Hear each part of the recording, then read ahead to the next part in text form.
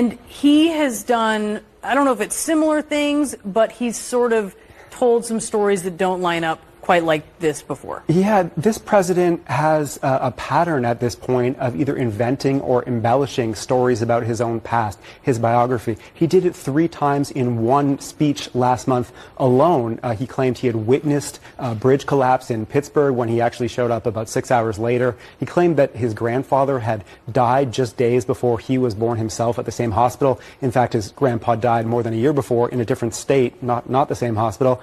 And he also repeated a favorite false story that I and others have debunked over and over again about a supposed conversation with an Amtrak train conductor he was friends with, who was actually deceased at the time the conversation would have had to take place. And that's not all. There are some more serious ones in my view. Previously in his presidency, he claimed at one point he'd been arrested during a civil rights protest when, in other versions of the story, he just said an officer had taken him home from a protest. He said he had visited the Pittsburgh synagogue where worshippers were killed in a 2018 mass shooting.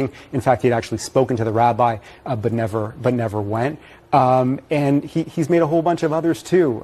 He said at one point, Republicans like to bring this up, he said that he used to drive a tractor trailer, he used to drive an 18-wheeler. Never happened. The White House later clarified he used to drive a school bus at one point as a job briefly. School bus, of course, not an 18-wheeler. So whatever his intentions, whether it's foggy memory about stuff that's going on decades ago or deliberate embellishment, this is an unfortunate pattern that keeps coming up again and again with Joe Biden.